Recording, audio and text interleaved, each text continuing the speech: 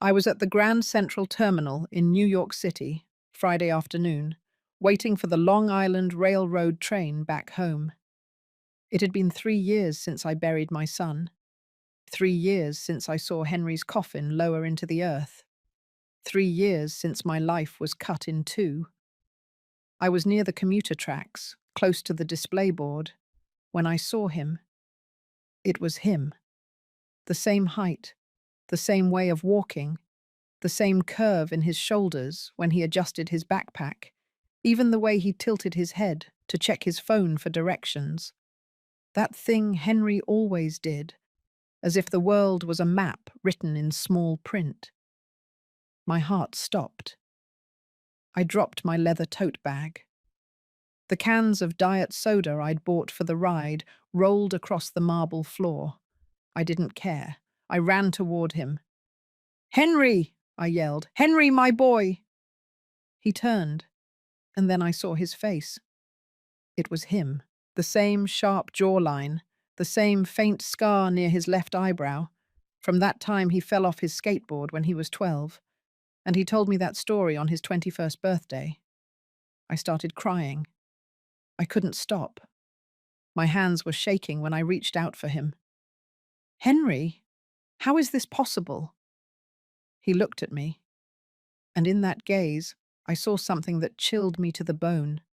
Confusion. "Excuse me, ma'am," he said with that voice I'd heard every day for 25 years. "I think you have me confused with someone." "No," I whispered. "No, you are my son." He took a step back. "I am so sorry, but I do not know you." He didn't know me. This man with Henry's face, Henry's voice, Henry's scar, did not know me. "Please," I begged him, taking his arm. He wore a crisp navy blue jacket. Henry had one just like it. "Please, Henry, it's me. I'm Rachel, your mother." He gently but firmly pulled away. "Ma'am, I think you're mistaken. My name is not Henry." And then he walked away. He walked toward the exit, hailed a cab, and left the terminal as if nothing had happened, as if I didn't exist. I stood there, in the middle of the crowded station, surrounded by rolling soda cans, crying in front of strangers who looked at me with pity. A transit cop approached me. "Are you all right, ma'am?" No, I was not all right, because I had just seen my dead son walking through the train station, and he didn't recognize me. That night, in my empty apartment in Connecticut, I sat on the couch. It still smelled like him, his cologne, his way of sleeping on his side. I took out my phone and found the last picture I took of him, 4 days before the accident. He was at a Yankees game, smiling, wearing his favorite team cap. The same smile I saw today, the same face, the same man. But he said he wasn't Henry. Then who was he?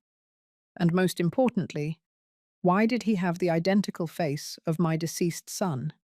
My name is Rachel Evans. I am 53 years old, and what I am about to tell you in this story, I still struggle to believe myself. But it happened, and it changed everything I thought I knew about the son I raised for over 2 decades. Sometimes we trust too much in those we love. Have you ever been disappointed by someone close to you? Tell me your story in the comments. I want to read it. I did not sleep that night. How could I? Every time I closed my eyes, I saw him, walking through that terminal, turning toward me, saying those words that broke me a second time. "I think you have me confused with someone." I got up at 3 in the morning and went to the living room. I poured myself a glass of water and sat in the armchair where Henry used to fall asleep watching football. His favorite team blanket was still folded on the arm of the sofa. His baseball glove was still next to the coffee table. 3 years. 3 years since that afternoon when the police came to the door. The car accident. He was driving back from a friend's house in Pennsylvania for the Thanksgiving break. They said the crash was instantaneous, that he didn't suffer. But I did suffer. I suffered every day since then. I suffered when I had to choose the casket. I suffered when his sisters cried at the funeral. I suffered when I packed up his room because I couldn't bear to look at his empty desk. I suffered every night sleeping in this house that suddenly felt too big and too silent. And now I was suffering again, but in a different way, because either I was going crazy or something impossible had happened in that train station. I took my phone.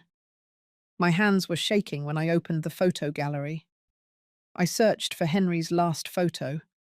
There he was, smiling, with his checkered flannel shirt he loved so much, with that scar near his left eyebrow. I zoomed in on the image. The scar. The same exact scar I saw today on that man's face. Henry told me the story of that scar when he was 18, just before college. We were on a beach trip to the Jersey Shore, sitting on the sand, watching the fireworks. I traced the thin line with my finger and asked him how he got it. I fell off my skateboard when I was 12, he told me. I was going down a steep hill in the neighborhood trying to impress a girl. I lost control and crashed into a mailbox. My dad almost passed out when he saw me come home with blood all over my face. He took me to the emergency room and they gave me 6 stitches. 6 stitches. The man at the train station had that same scar in the exact same spot. How was that possible? I stood up. I started pacing the living room. My mind kept spinning. There were 3 possible explanations. 1, grief had driven me insane and I was hallucinating. 2, Henry had faked his death in some impossible way. 3, that man was, what? A double? A secret twin? The first option terrified me, the second was absurd, and the third was impossible. Henry had told me his whole life. He was our only child. His father, my ex-husband George, had passed away 2 years before Henry did. He had no siblings, no close cousins. Our family was small. I knew his entire life. Or did I? I walked to the closet that used to be Henry's. His scent was still there. Cologne, laundry detergent, that aroma that was uniquely his. I started going through his things, his hoodies, his jeans, the box where he kept his college medals, the shelf where he stored his comic books. I don't know what I was looking for. A sign, a proof, something that would tell me I wasn't going crazy. And then I saw it. At the very back of the closet, behind the shoe boxes we never moved, there was a cardboard box I didn't recognize. I pulled it out. It was dusty, heavy. I sat on the floor and opened it. Inside were papers, old documents, yellowed photographs. I took out the first photograph. It was a young woman, maybe 20 years old, holding a baby. Behind her, you could see an old building with a sign that read, St. Michael's Children's Home, Boston, an orphanage. I turned the photo over. On the back, in faded handwriting, it said, Lisa, 1999. Lisa, the name of Henry's biological mother, I thought, but I had never heard of a Lisa. My heart started beating faster. I took out more photos. One of them showed the same woman, a little older, standing in front of a church with a small child by the hand. The child must have been about 5, dark hair, big eyes. Henry. But there was something strange about that photo. In the background, blurry, you could see another person, a child, the same age, with the same dark hair. I grabbed a magnifying glass Henry used for his hobby. I returned to the photo and examined it. The child in the background looked like the child holding Lisa's hand, too similar. My hands began to shake. I took another document from the box. It was a birth certificate. Henry Michael Evans, born August 15th, 1999, Boston, Massachusetts. Mother, unknown. Father, unknown. Henry never told me that. He always told me his birth mother, Sarah, passed away soon after he was born, and his father, George, adopted him later. I never met her. I never saw photos of her. Henry said his mum kept few things after she died. But this birth certificate said mother unknown. I kept searching the box. I found a newspaper clipping, old, yellowed, from 1999. The headline read, St. Michael's Children's Home celebrates successful adoption program. More than 30 children find families this year. Below was a group photo of babies and young children with the nuns of the orphanage, and in the lower corner of the photo, marked with a faint pencil circle, there was a baby. Next to the circle, in shaky handwriting, someone had written, My two boys, my two boys. No, my boy. Two. I sat on the closet floor for hours, surrounded by papers and photographs, trying to understand what I was seeing. Henry was adopted. That was clear now. But those photos, that certificate, that circle around two babies, it was possible. Was it possible that Henry had a twin brother that he himself never knew existed? And that man at the train station. I gripped the chain of the locket I wore. Henry gave it to me on Mother's Day, promising he would love me forever. And he did.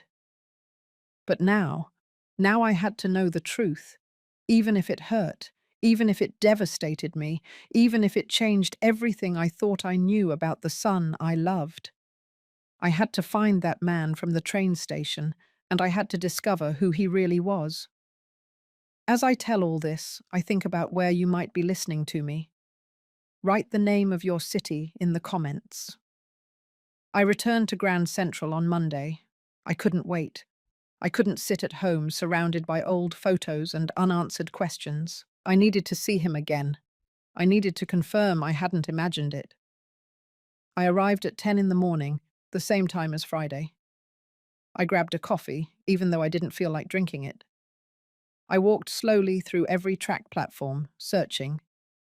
Track 1, Track 2, Track 3. Nothing. I did 3 complete laps of the terminal. 1 hour, 2 hours. He wasn't there.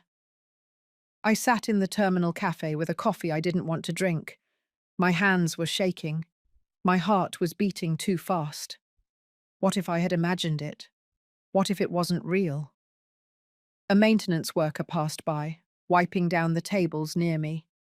She was an older woman, about 60, in a janitor's uniform and a kind smile. "Excuse me," I said before thinking it through. "Do you work here every day?" She looked at me curiously. "Yes, ma'am. I've been working here for 15 years. Do you need something?" "Last Friday," I said, choosing my words carefully, "I saw a man here, tall, around 25 years old, dark hair, a scar on his eyebrow, wearing a navy blue jacket. Have you seen him? Does he come here often?" The woman wrinkled her forehead, thinking, a scar on the eyebrow. I pointed to my own eyebrow. She looked thoughtful. "I think I know who you mean. He comes every Friday afternoon. Very punctual, that gentleman. He always buys a ticket for the 4:30 p.m. train. He's usually here between 3 and 4 in the afternoon." My heart skipped a beat. "Do you know his name? Or where he lives?" She looked at me strangely. "No, ma'am. I just clean the tables. But he is very polite. Always greets me." "He buys a ticket for the 4:30 p.m. train." "Yes, like clockwork." 4 days. I had to wait 4 days to see him again, but now at least I knew I hadn't imagined it. That man existed. He came here every week, and I was going to be waiting for him. The next 4 days were torture. I couldn't sleep well. I couldn't eat well. My daughters, Sarah and Lisa, called me, worried. "Mum, are you okay?" Sarah asked me Wednesday afternoon. "You sound weird." "I'm fine, my love," I lied. "Just a little tired." "Have you been going to your therapist appointments?" she insisted. "After Dad and Henry's passing, you said you were going every week." I had stopped going 2 months ago. The sessions made me feel worse. The therapist wanted me to process the grief, to accept the loss, to move on. But how could I do that when I had just seen my dead son walking in a train station? "Yes, I'm going," I lied again. "Don't worry about me, Sarah. I'm fine." But I wasn't fine. I spent those 4 days investigating. I searched online for everything I could about St. Michael's Children's Home in Boston. I found that it had closed in 1985. Records had been transferred to the state's social services. I called the agency. They transferred me from extension to extension for 2 hours, until finally a woman told me, "Adoption records from before 2000 are sealed, ma'am. They can only be opened with a court order, or if the adopted person requests their file." "But my son died," I explained. "I am his mother. I need to know if—" "I am sorry, ma'am. Without a court order, I cannot help you." I hung up, frustrated. I checked the box I had found in Henry's closet again. I took out all the photos. I put them in chronological order on the dining room table. Lisa, with a baby at the orphanage. Lisa, with a small child in front of the church. Lisa, with Henry, about 10 years old, in what looked like a family photo. Henry as a teenager, with his high school uniform. Henry as a young man, maybe 20, next to his sisters at a party. A complete life documented in photographs. But nowhere did his birth certificate mention his mother. Nowhere did his father, George, explain the adoption. It had all been a lie. Or perhaps Henry had lied to me. Maybe he never told me he was adopted. Maybe he took that secret to the grave.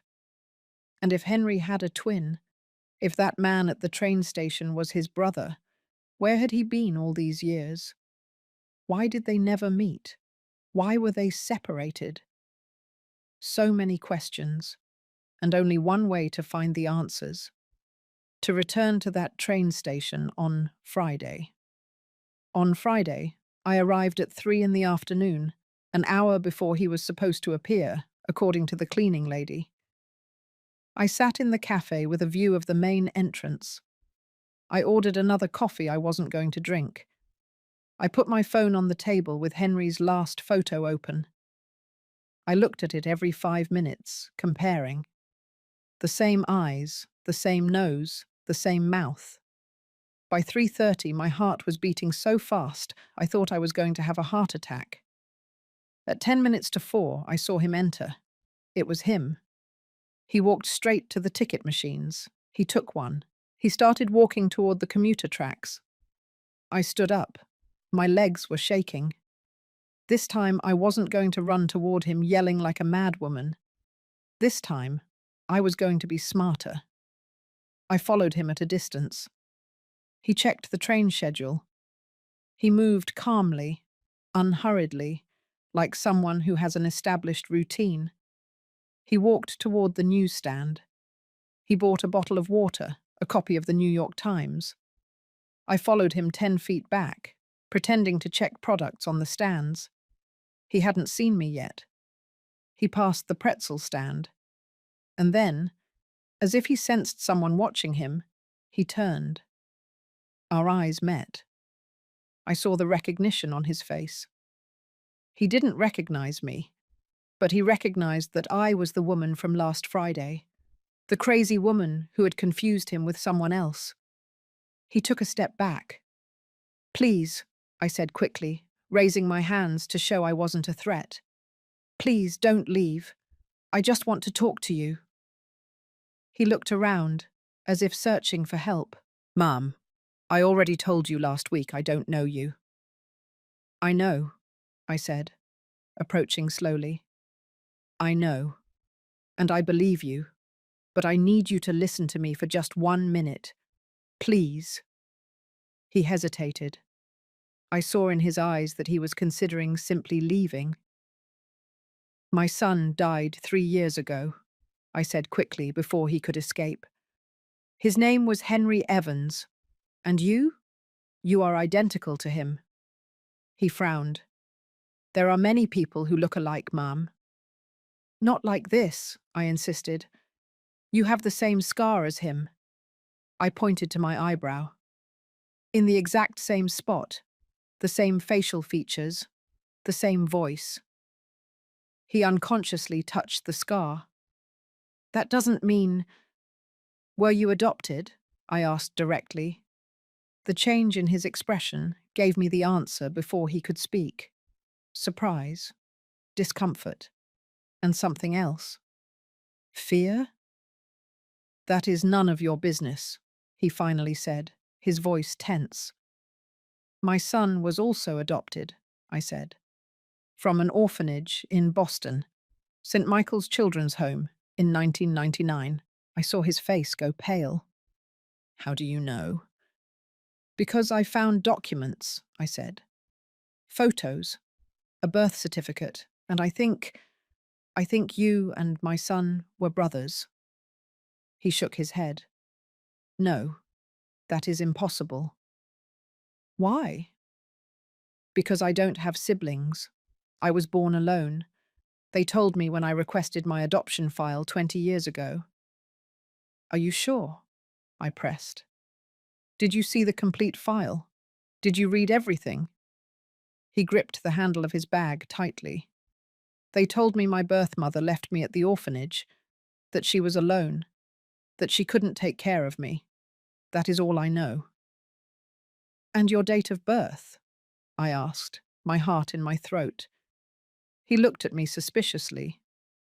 Why do you want to know that? Please, I begged. Just tell me your date of birth. There was a long silence. Finally, he said, August 15th, 1999. The world stopped. The same date as Henry, the same day, the same month, the same year. Oh my God, I whispered.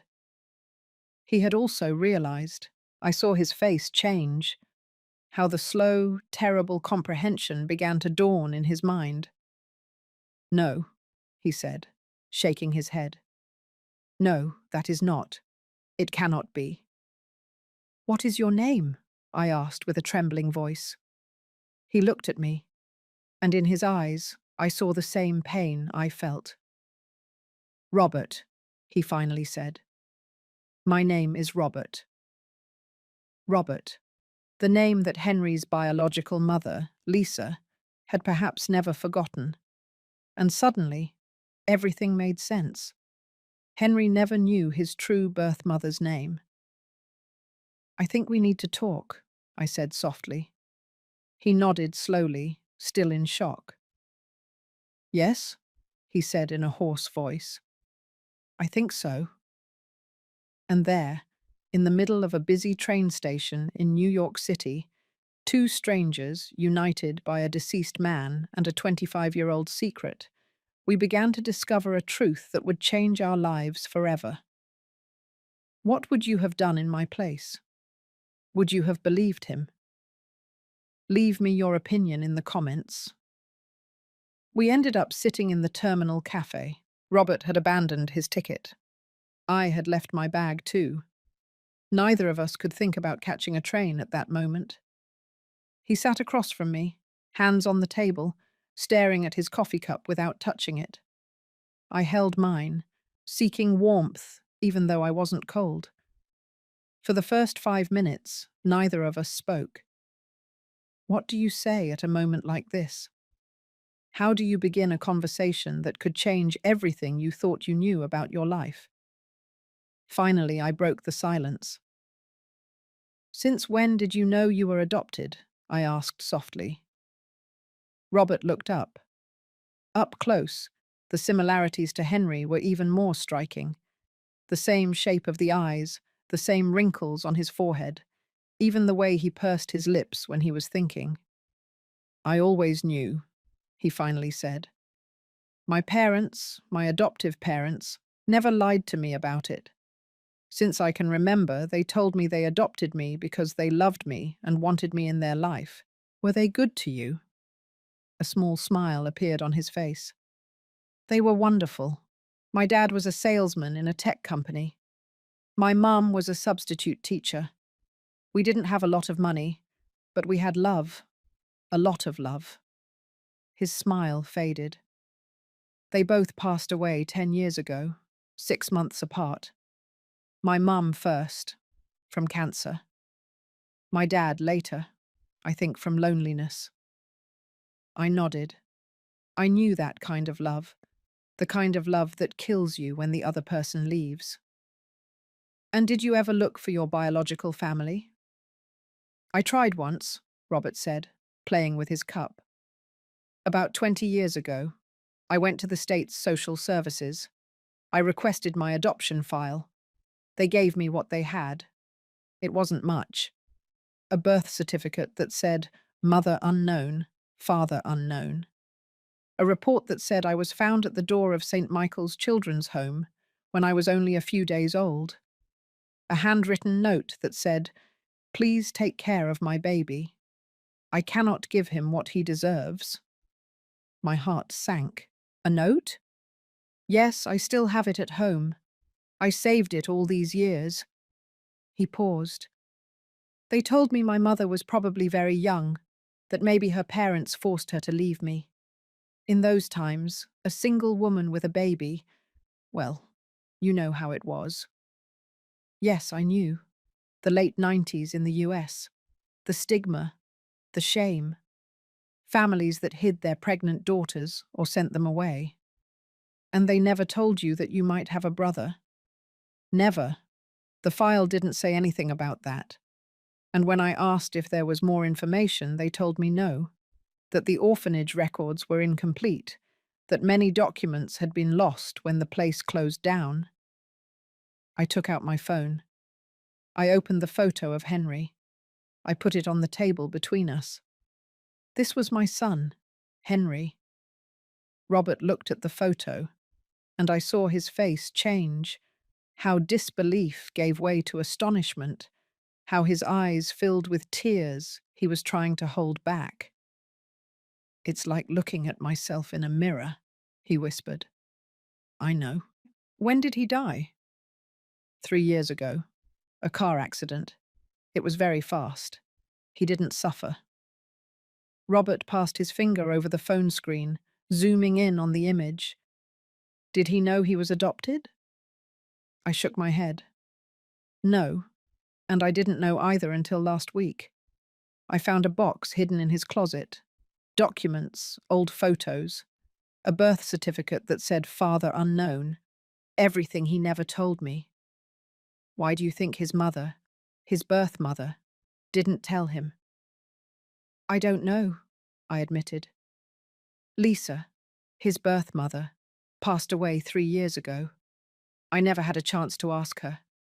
But I think maybe she was afraid of losing him, afraid that if he knew the truth, he would want to look for his biological family. Or maybe she herself didn't know the whole story." Robert leaned back in his chair, running his hands through his hair, a gesture Henry made when he was stressed. I don't even know what to think." "Me neither. My whole life I thought I was alone in the world," he said, his voice cracking. "That I had no blood family, that nobody had wanted to keep me. And now you tell me I had a brother, a twin brother, and that he's already gone, that I will never be able to meet him." The tears finally rolled down his cheeks. He didn't try to wipe them. I reached my hand across the table. He took it. And in that moment, he wasn't a stranger. He was Henry's brother. He was family. "I'm so sorry," I said. "I'm so sorry you went through this. Both of you. that you were separated, that you never had the chance to meet each other. Robert squeezed my hand. What was he like? Henry? What was he like as a person? I smiled through my own tears. He was good, so good, a hard worker. He loved camping. He spent hours on the weekends planning his next trip. He loved old rock music. He always said music doesn't judge you. It just needs speakers and patience. I also like camping, Robert said with surprise. I have a small camper van. I go to the national parks every other weekend. Henry loved Yosemite and Zion, I said, astonished. He said the mountains were his therapy. Seriously? Yes. I do the same thing. My friends know that in the spring, I'm unreachable. Robert laughed, a sad but genuine laugh. We fell silent, assimilating that small connection, that invisible thread that had united two brothers who never met. Did he have children? Robert asked. Two, Sarah and Lisa, adults now. Sarah's 33. She's a teacher. Lisa's 31. She's an accountant. They both live here in the city. Have you told them about me? Not yet. I wanted to be sure first. I paused. I wanted to meet you first. Robert nodded. And you? I asked. Do you have family? Something crossed his face. Sadness. I was married, he said slowly. 16 years, but we divorced 8 years ago. It was difficult. We couldn't have children. We tried for years. Treatments, doctors. Nothing worked. And that destroyed us. She blamed me. I blamed myself. In the end, there was nothing left between us but resentment. I'm sorry. Me too. He shrugged. After the divorce, I focused on my work. I'm a software engineer. I have my own small company. I work from home most of the time. And that's it. My life is simple, quiet. I looked at this man in front of me. This man who shared the same DNA as Henry, who had his same mannerisms, his same passions, his same loneliness. Because Henry also felt alone sometimes, even if he never admitted it. I saw it in his eyes when he thought I wasn't looking. That sadness of someone who feels something is missing, but doesn't know what. Maybe it was this. Maybe it was that brother he never met. That half of himself that was ripped away before he could even remember it. We need more answers, I finally said.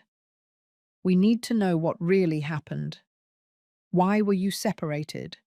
If your birth mother is still alive, why did Henry's mother adopt only Henry and not both of you? How are we going to find that out? Robert asked. You yourself said the records are sealed. Then we'll get a court order. Or we'll look for someone who worked at that orphanage. Someone has to remember. Someone has to know. Robert looked at me with a mixture of hope and fear. Why are you doing this? I am a stranger to you. Because my son deserves for us to know the truth, I said firmly, and because you deserve to know your story. And because... My voice cracked. Because when I saw you in that train station, for a moment, Henry was alive again. And I know it sounds selfish, but I'm not ready to let him go completely yet. Robert nodded slowly. I understand. I'm not ready to let go of the possibility of having had a brother either. We sat there for another hour, sharing stories.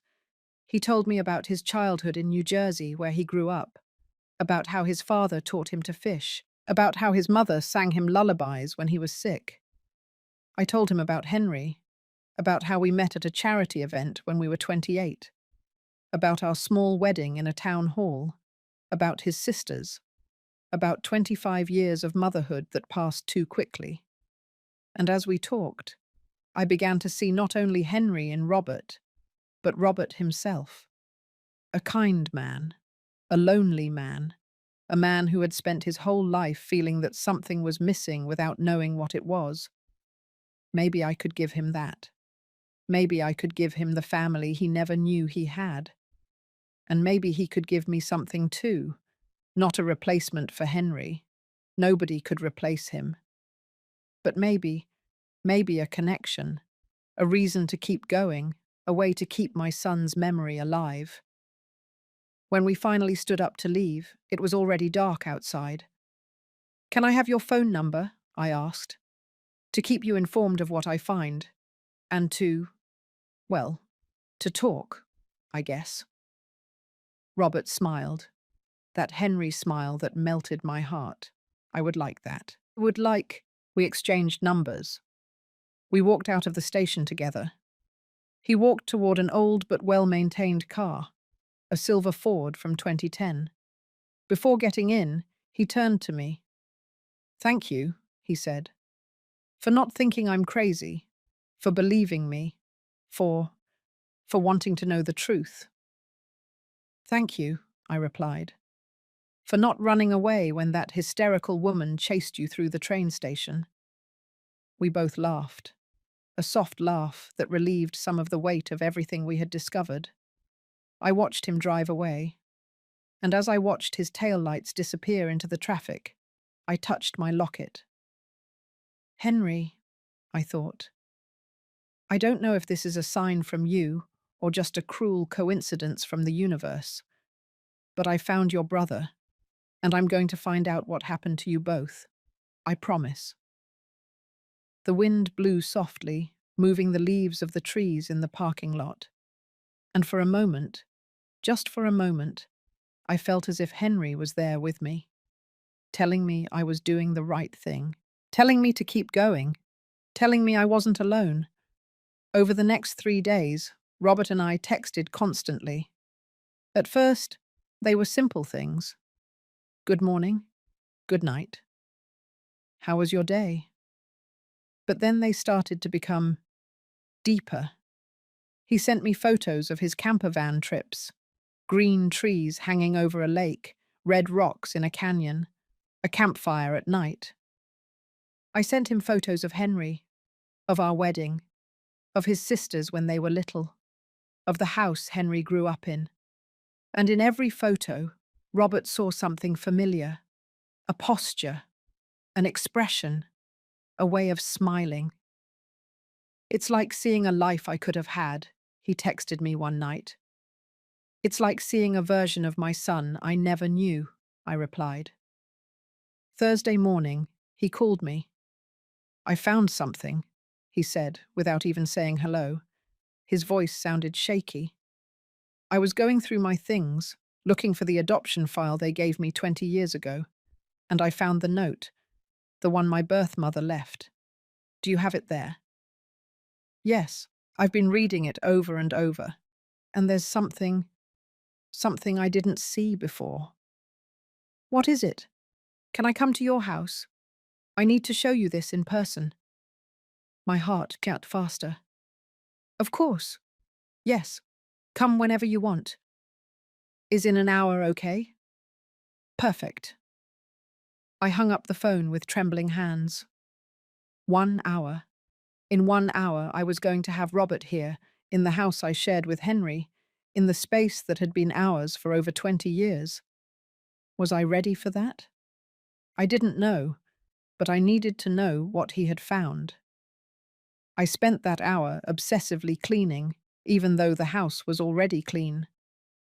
I put away the photos of Henry that I had in the living room. Then I took them out again. Then I put them away again.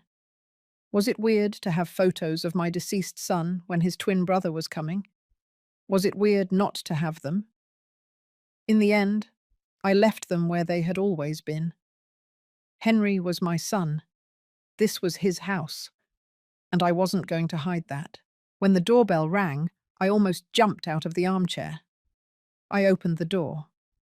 There was Robert, in jeans and a white shirt, holding an old manila envelope in his hands. "Hello," he said softly. "Hello. Come in." He walked in slowly, looking around. I knew he was seeing the house where his brother lived, where his brother died. "It's nice," he said. "Thank you. Would you like some coffee?" "Please." We went to the kitchen. I made coffee while he sat at the table. The same table where Henry and I ate breakfast every morning for years. I served his cup. I sat across from him. "What did you find?" I asked. Robert opened the envelope.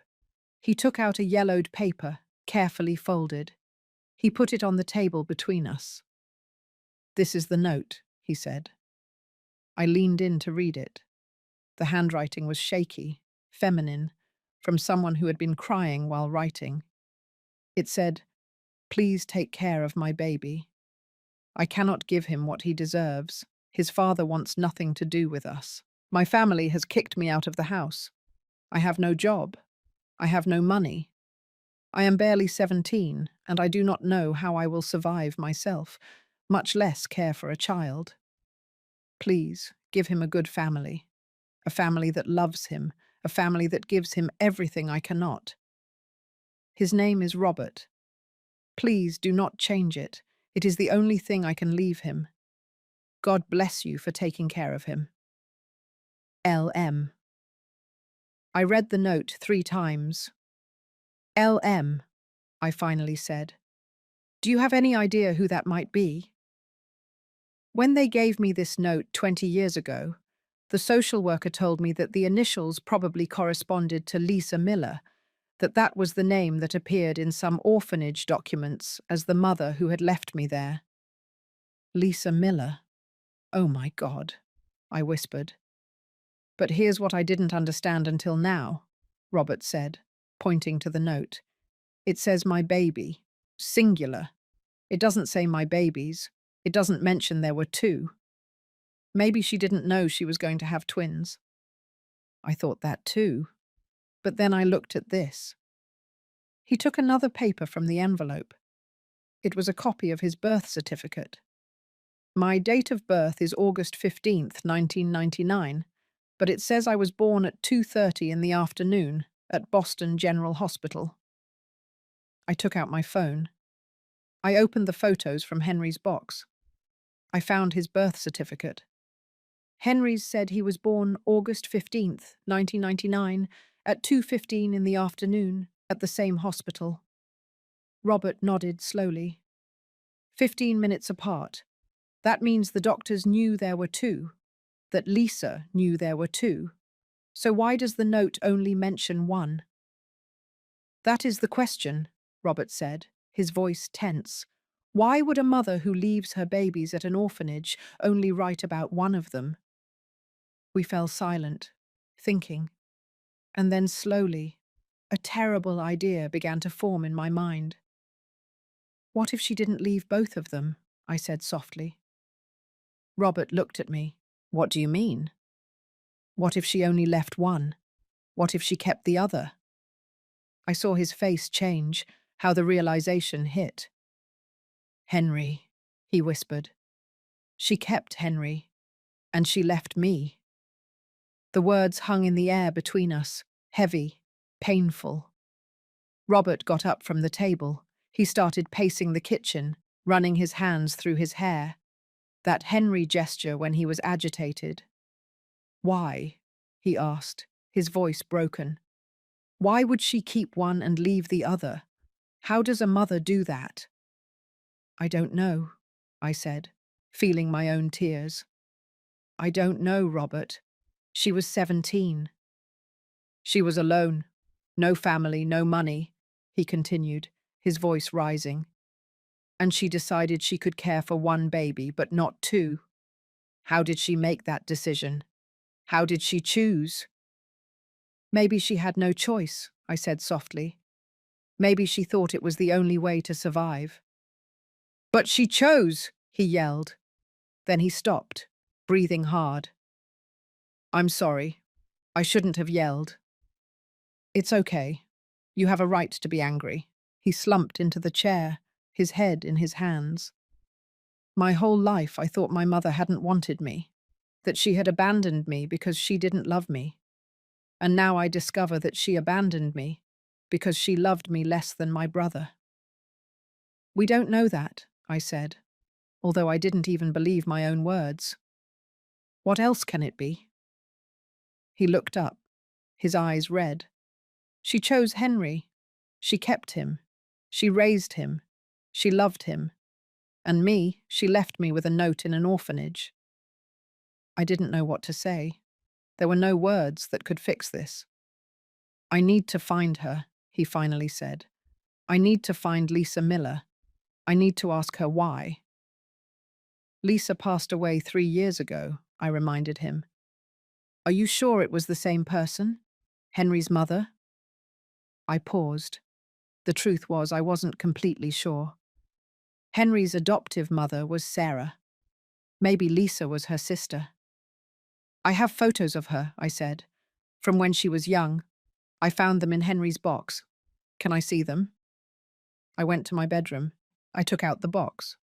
I returned with the photos. I showed him the first one, of a young woman holding a baby in front of the orphanage. Robert took it with trembling hands. It's her, he whispered. It's the woman from my dream. What? I have a recurring dream, he explained, without taking his eyes off the photo. I've had it since I was a child. I dream of a young woman holding me, singing to me, crying. I never see her face clearly, but I feel she loves me, that she doesn't want to let me go. His tears fell onto the photo. It's her. I know it's her. I put my hand on his shoulder. Robert, where is she buried? He asked abruptly. Lisa, where is her grave? In Woodlawn Cemetery in the Bronx. Why? I want to go. I need to see her, even if it's just her grave. I looked at this shattered man in front of me, this man who had just discovered that the mother he thought had never wanted him had actually loved him enough to give him a chance at a better life. Or maybe not. Maybe she could only save one and she chose the other. The truth was, we didn't know, and maybe we never would. I'll take you, I said. Tomorrow. We'll go together. He nodded, wiping his tears. Thank you. He stayed a little longer. We drank more coffee. We talked about lighter things. I showed him more photos of Henry, photos of his sisters, of our life. And little by little, I saw Robert calm down, how the pain turned into a more manageable sadness. When he finally left, it was already night. Can I see you tomorrow? He asked. Yes, tomorrow. He paused. Rachel, thank you. For this. For helping me. For not treating me like I was crazy. You are not crazy, I said. You are hurt. There's a difference. He smiled sadly. Henry was lucky to have you. I was lucky to have him. I watched him drive away again, and as I closed the door, I felt something strange in my chest. It wasn't the sharp pain of loss that I had felt for 3 years. It was something different, something almost like hope. Hope that maybe, just maybe, something good could come out of all this pain. That night, before sleeping, I sat on the bed with the photo of young Lisa holding a baby. I looked at it for a long time. Why did you do it? I whispered to the photo. Why did you separate them? Was it out of necessity? Out of love? Out of desperation? The photo, of course, didn't answer. But somewhere in my heart, I wanted to believe that Lisa had done the best she could, that she had loved both her children, and that leaving one had been the most painful decision of her life, a decision she took to the grave without ever telling Henry the truth. I touched my locket. Tomorrow I would take Robert to meet his mother, even if it was 25 years late, even if it was just a tombstone with a name. It was something, and sometimes something is better than nothing. Friday dawned cloudy. I woke up early before the sun rose. I hadn't slept well. All night I dreamed of crying babies, of a young woman who had to choose, of two identical children in separate cribs. I got up, made myself a coffee, and sat in the kitchen waiting for 9 in the morning. That was the time I had arranged to pick up Robert. At 8:30, my phone rang. It was Sarah, my daughter. "Mum, are you okay?" she asked without saying hello. "I called you 3 times last night and you didn't answer." I felt guilty. I had been so absorbed in all this that I had ignored her calls. "Sorry, my love. I was busy." "Busy with what?" "Mum, you're worrying me. For a week you've been acting strange." I took a deep breath. I had to tell them. Sarah and Lisa. They had a right to know that their brother had a twin brother. "Can you and Lisa come over tonight?" I asked. "I need to tell you both something important." "Are you sick?" Her voice sounded alarmed. "No, no, it's not that. It's about Henry. I discovered something. Something you need to know." There was a silence. "What is it?" "Tonight. I'll explain everything tonight. Can you both come at 7? "Okay," she said, still sounding worried. "We'll be there." I hung up the phone just as the doorbell rang. Robert had arrived. I opened the door. He was dressed in black. Black pants, black shirt, as if he were going to a funeral. It made sense. "Good morning," he said. His voice sounded tired. He had dark circles under his eyes. It was obvious he hadn't slept either. "Good morning. Do you want coffee before we go?" "No, thank you. If you don't mind, I'd rather go now." "Of course. Let me grab my keys." The drive to the cemetery took 40 minutes. We went in my car. Robert was in the passenger seat, looking out the window without saying anything. I didn't speak either. What do you say at a moment like this? When we arrived at the cemetery, I parked near the entrance. There were few people. An elderly gentleman putting flowers on a grave, a young woman praying in front of a tombstone, an elderly couple walking slowly through the paths. "It's this way," I said, guiding Robert. We walked in silence along the paved path. We passed rows and rows of graves, names, dates, photos, complete lives summarized on marble tombstones. Finally, we arrived. Lisa Miller's grave. It was simple. A grey granite tombstone with her name, her date of birth, and her date of death. And a phrase Henry's father had chosen. "Beloved mother, rest in peace." Robert stood in front of the grave, not moving. I stayed a few steps back, giving him space. For long minutes, nothing happened. He just looked at the tombstone, his hands in his pockets, his jaw tight. And then he spoke. "Hello," he said softly. "I'm Robert, your son, the one you left." His voice broke on the last word. "I don't know if you can hear me. I don't know if it matters after so many years. But I need to say this." He took a deep breath. "I need you to know that I had a good life, that my adoptive parents loved me, that I was happy, that I don't hate you for leaving me." Tears began to roll down his cheeks. "But I need you to know also that it hurt. All my life it hurt not knowing why I wasn't enough, why you kept Henry and not me." He knelt in front of the grave. "Now I know it probably wasn't your fault, that you were very young, that you were alone, that maybe you thought it was the only way. But it still hurts. It hurts to know that I never met you, that I never got to ask you why, that I never had the chance to tell you that I understand, or that I forgive you, or that I love you anyway. I was crying now too, silently, standing behind him. I met Rachel, Robert continued, Henry's mother. She's a good person. She has treated me kindly. She has helped me understand. And she has shown me photos of you when you were young.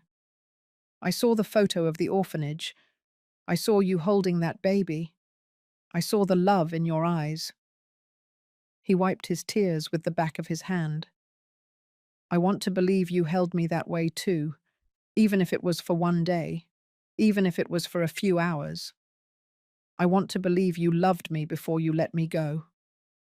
He remained kneeling there, in silence, for what seemed like hours, but was probably only minutes.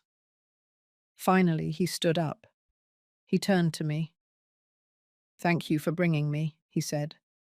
"You don't have to thank me." "Do you think she knew?" he asked. "Lisa, do you think she knew that Henry never found out he had a brother?" "I don't know," I admitted. Maybe. Maybe she planned to tell him someday and never found the right time. Or maybe she decided it was better he didn't know, that it would be more painful to know he had lost a brother he never met. Robert nodded slowly. Henry was happy, right? In his life. Was he happy? Yes, I said with certainty. He was very happy. He loved his sisters. He loved me. He loved his work, his camping, his quiet life. He wasn't perfect, but he was happy. That's good. I'm glad at least one of us had that.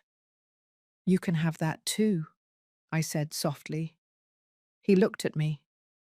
How? I'm alone. No family, no. But you're not alone anymore, I interrupted. You have nephews and nieces, Sarah and Lisa. They have a right to know their uncle, and you have a right to have family. Do they know about me? I'm going to tell them tonight.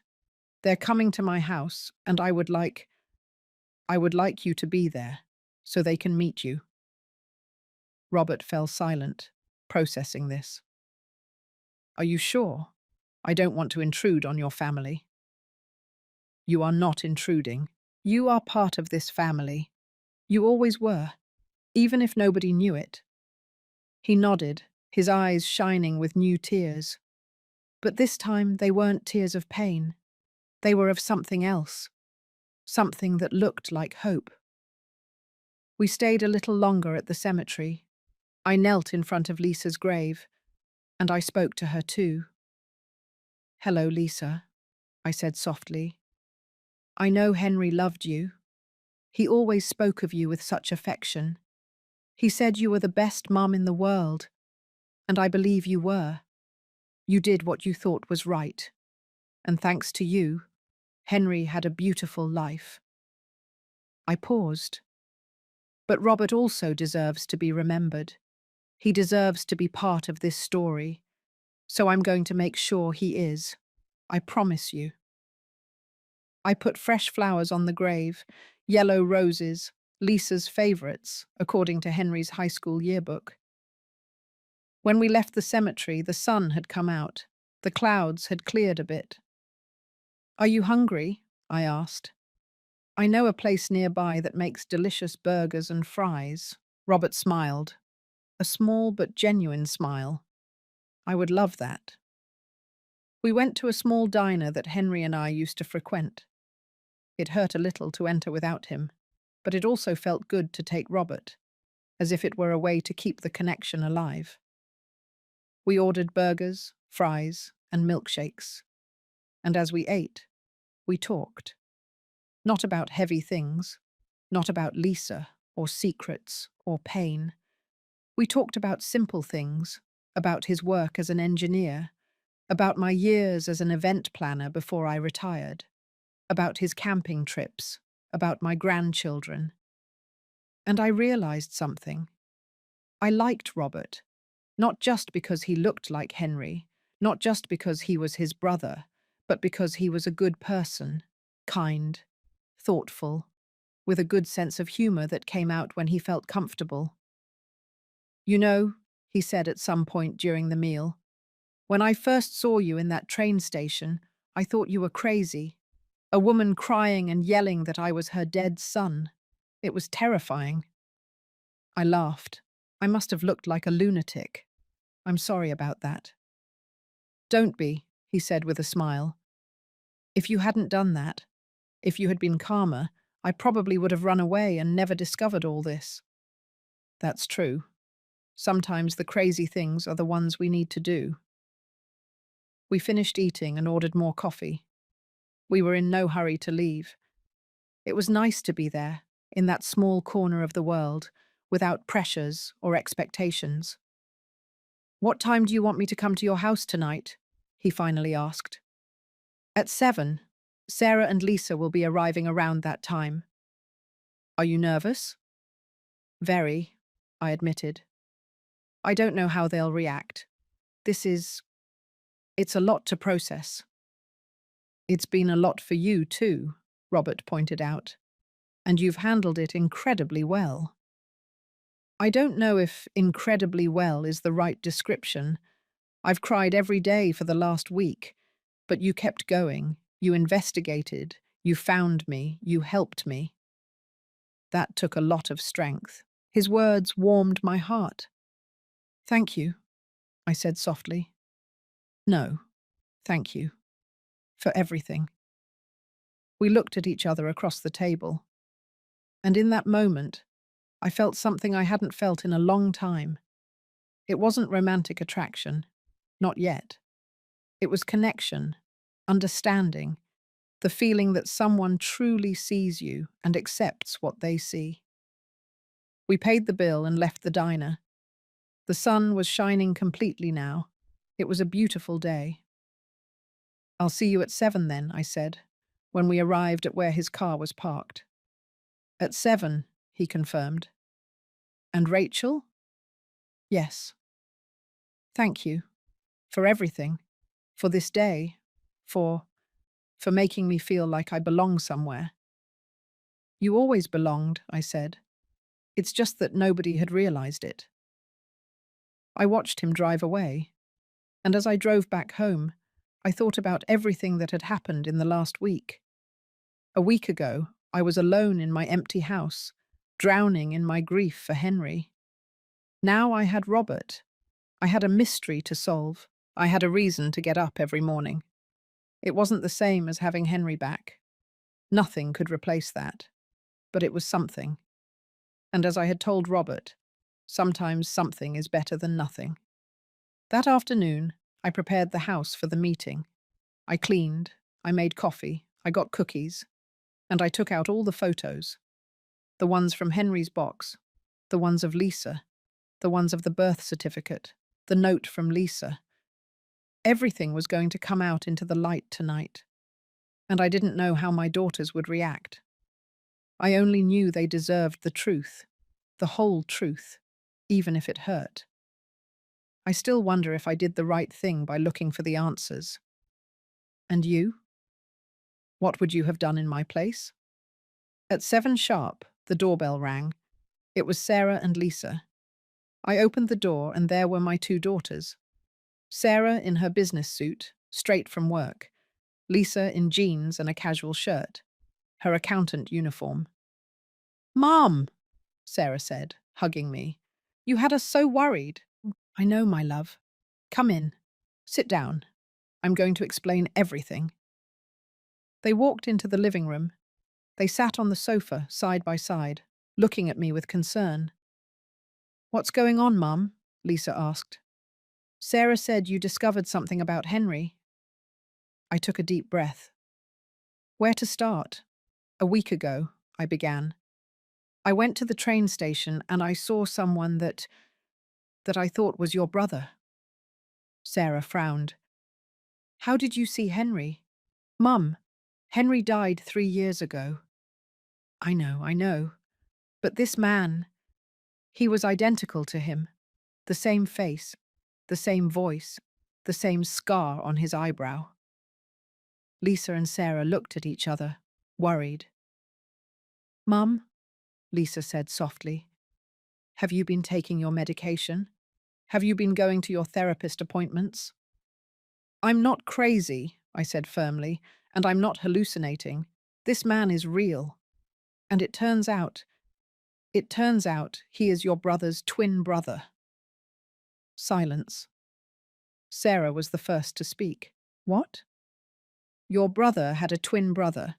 His name is Robert, and we never knew about him because they were separated at birth. Henry was adopted by his birth mother, Lisa, and Robert was adopted by another family. That is impossible, Sarah said, standing up. Henry would have told us. His mum would have told us. Henry's birth mother never told him he was adopted, I explained. I found documents hidden in Henry's closet. Birth certificates, photos from the orphanage, a note from his birth mother. Let me see, Sarah demanded, her lawyer's instinct taking over. I went to the dining room table where I had put everything. I brought the box. I put it in front of them.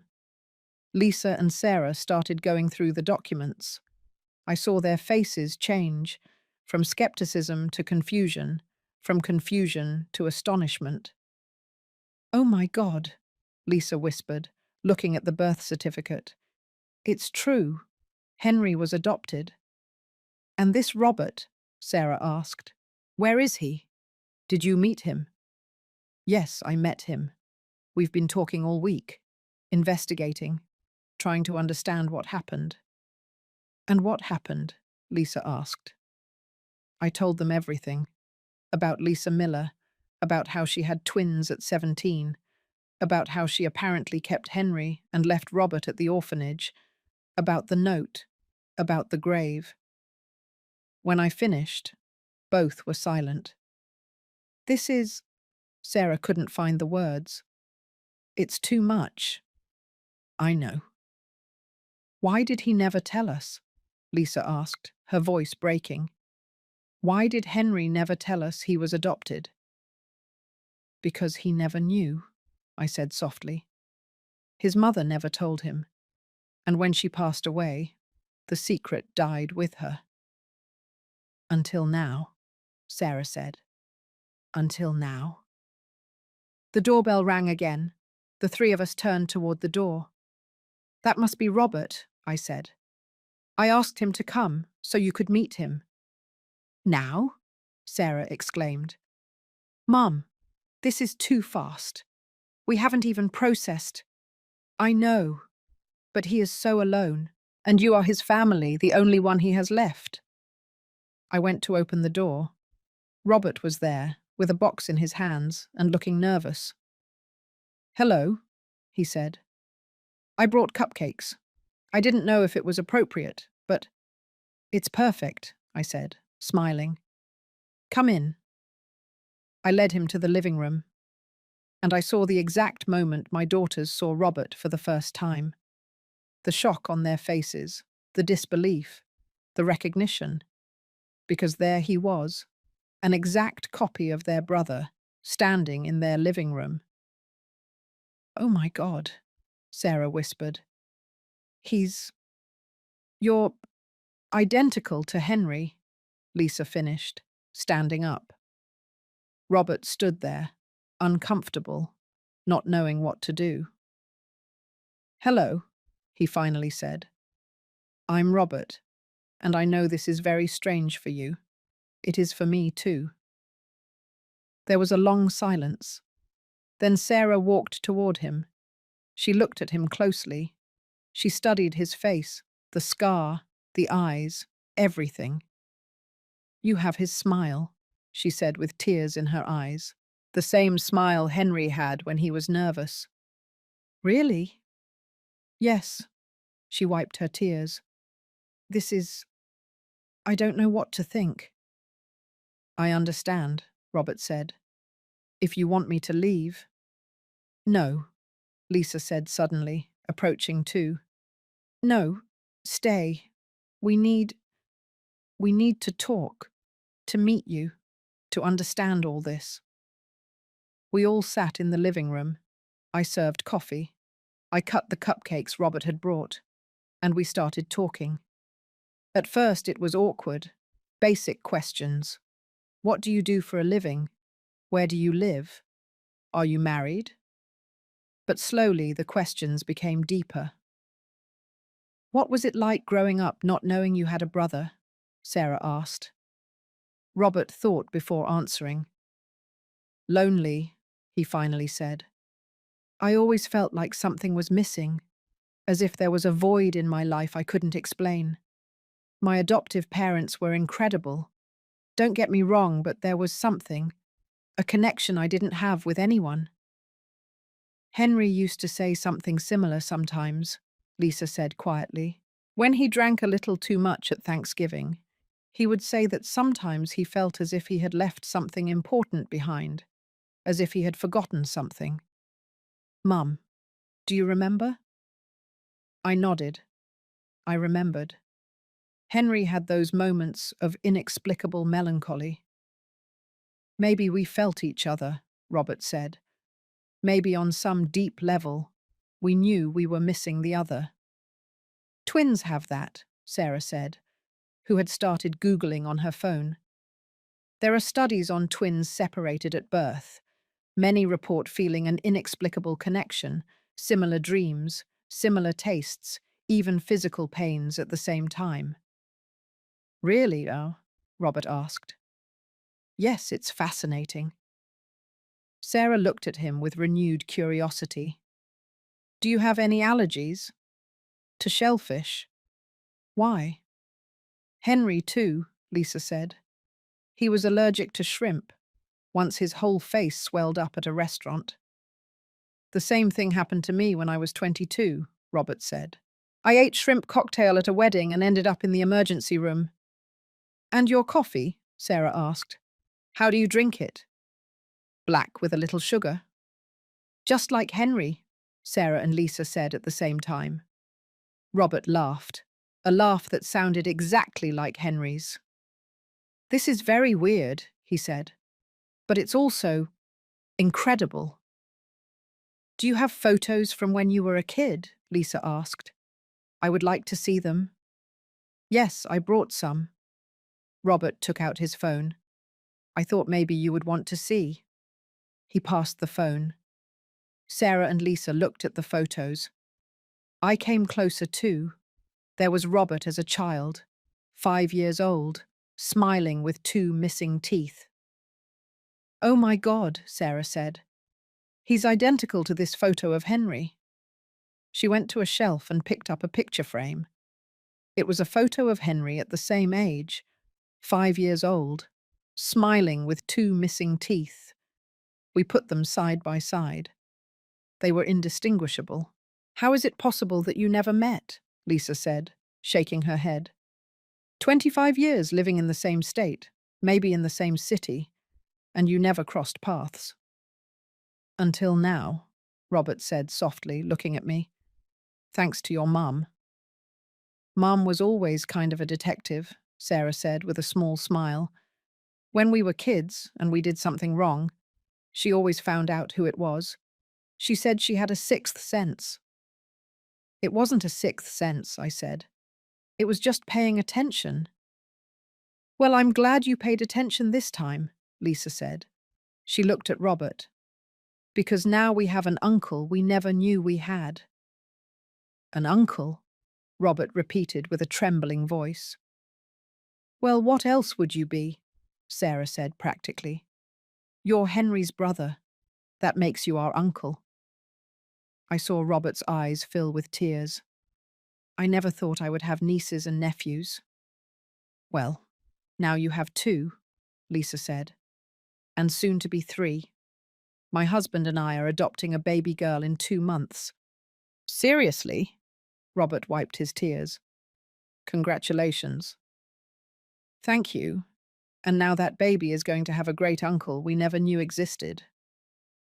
We all laughed. It was a laugh mixed with tears, but it was genuine.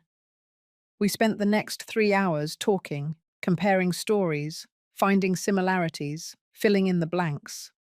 Robert told them about his divorce, about his work, about his camping. Sarah and Lisa told him about their lives, their jobs, their partners, their plans. And I sat there, watching this impossible scene, feeling something I hadn't felt in 3 years. Peace. It wasn't the peace of having overcome the pain. The pain was still there. It would probably always be there. But it was the peace of knowing that something good had come out of all this. That Henry, even though he was gone, had left a legacy. Not just in his sisters, but in this brother he never knew. "You know what we should do?" Sarah said suddenly. "We should do a DNA test to officially confirm." "That's a good idea," Robert said, "to be 100% sure." "I'm already sure," Lisa said. "But yes, let's do it for the records." "And then," Sarah continued, "we should have a family dinner, a big one, with everyone. You, Uncle Robert, Lisa, my husband Mark, everyone." "I would love that," Robert said. "Me too," I said. When it was finally time to leave, it was almost 11 at night. I couldn't believe how much time had passed. Sarah hugged Robert at the door. "I'm glad Mum found you," she said.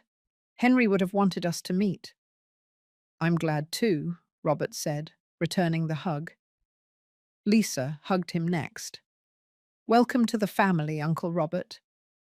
Those words made Robert cry again, but they were good tears this time. When my daughters left, and it was just Robert and me, we sat in the living room in silence for a moment. "Thank you," he finally said, "for this, for giving me a family." "You don't have to thank me. This was always your family. We just know it now. Your nieces are incredible." "I know. Henry was very lucky." "Henry was very lucky in general," Robert said. "He had a mother who loved him, a family that adored him, a full life." He paused. "Sometimes it hurts to think about everything he had, and I didn't." "But now you have it," I said softly. "Now you have nieces who love you. You have a family. You have a place where you belong, thanks to you." "No," I said. "Thanks to fate, or to God, or whatever it was that made me see you in that train station. I just followed my instinct." Robert stood up. I did too. At the door, he turned to me. "Can I hug you?" he asked. "I know it's weird, but—" "It's not weird," I said, opening my arms. We hugged, and for a moment, with my eyes closed, I allowed myself to imagine it was Henry, that it was my son saying goodbye one last time. But when I opened my eyes, it was Robert, and that was okay too. "Good night, Rachel." "Good night, Robert." I watched him walk away, and when I closed the door, I leaned against it and cried. I cried for Henry, for Robert, for Lisa, for all the lost years, for all the connections that were never made. But I also cried with relief, because for the first time since Henry died, I felt like I had done something important, something that mattered. I had reunited a family that never knew it was broken, and in the process, I had found something for myself too. Not a replacement for Henry, never that, but maybe a friend, a connection, a reason to keep going. That night, before sleeping, I looked at Henry's photo on my nightstand. "I found him," I whispered to him. "I found your brother, and he's a good person, my love. You would have liked him." I touched the photo softly. "I wish you were here to meet him. I wish things had been different." The silence of the house answered me, but it wasn't such a heavy silence anymore, because now I knew I wasn't completely alone, that there was a part of Henry still in this world, walking, breathing, living, and that was enough for now. The following weeks were strange. Good, but strange. Robert began coming to the house regularly. At first it was once a week, Sundays. It became our tradition. I cooked. He brought dessert, and we spent the afternoon together. Sometimes Sarah and Lisa came too. Sometimes it was just the two of us. And slowly, very slowly, I began to get to know Robert not as Henry's brother, but as Robert. I discovered he liked reading mystery novels, that he collected classic rock vinyl records, that he had learned to play the guitar when he was young, but had quit after the divorce. "Why did you quit?" I asked him one Sunday while we were doing the dishes together. "Because she hated the sound," he said with a sad smile. "She said it gave her a headache. So I put the guitar in the closet and never took it out again." "That's sad." "Many things in that marriage were sad." He shrugged. "But it's over now. It doesn't matter anymore." "Is the guitar still in the closet?" "Yes." "You should take it out," I said. "Life is too short not to do the things you love." I knew it well. Henry died at 25, just when we were planning his first big trip, just when he was going to start doing all those things we always said he would do someday. Someday never came. "You're right," Robert said thoughtfully. "Maybe I should." 2 days later, he sent me a video. It was him playing the guitar. An old song by Tom Petty, Wildflowers. Henry loved that song. I replied, "Beautiful. Your brother would have loved to hear you play." He replied, "Maybe in some way he did hear me. I like to think so. That Henry was somewhere, watching all this, and was happy that his brother and I had found each other." A month after the day he met Sarah and Lisa, Robert invited me to his house for the first time. He lived in a small house in the suburbs of New Jersey. Nothing luxurious, but well kept, with a small garden in the front full of flowers. "Your garden is beautiful," I said when I arrived. "Thanks, it's my therapy." He showed me his tomatoes that were huge and red. "Look at these. They are heirloom variety. I planted them 3 months ago." "Henry also planted heirloom tomatoes," I said, touching one of the plants. He said they tasted better than the ones at Kroger. He was right. We have to try them. He cut 2 ripe tomatoes. We're going to use them for lunch. He invited me inside. The house inside was simple, functional furniture but not much decoration, few paintings on the walls, few photos. It was the house of someone who lived alone and didn't receive many visitors. "Sorry about the mess," he said, although there was no mess. Everything was clean and tidy. "It's perfect," I said. He prepared lunch for me. Pasta with the tomatoes from his garden, fresh basil, olive oil. Simple but delicious. We ate at his small kitchen table, with a view of the garden through the window. "Do you feel lonely here?" I asked without thinking it through. Then I regretted it. "I'm sorry, I shouldn't have." "No, it's okay," he interrupted me. "Yes, sometimes I feel lonely, especially at night, but I got used to it. After the divorce, I preferred to be alone than to be with someone who made me feel worse." I understood that. I knew widowed women who had remarried quickly because they couldn't stand the loneliness, but I could never imagine myself with anyone else but Henry. "And you?" Robert asked. "Do you feel lonely in your house?" "All the time," I admitted. "The house is too big for one person. There are too many memories, too many empty spaces." "Have you thought about selling? Moving to something smaller?" Sarah suggested it, but I can't. That house is... It's where Henry lived, where we raised his sisters. Selling it would feel like betraying him." Robert nodded. "I felt that way about my wedding ring. After the divorce, I took it off but kept it in a drawer.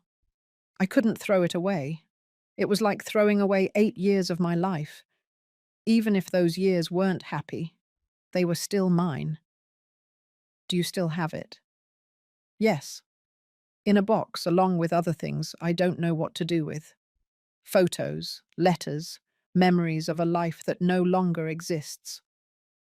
We were silent for a moment, two people carrying their own sorrows, their own losses. You know what the hardest thing is? He finally said. It's not the loneliness itself.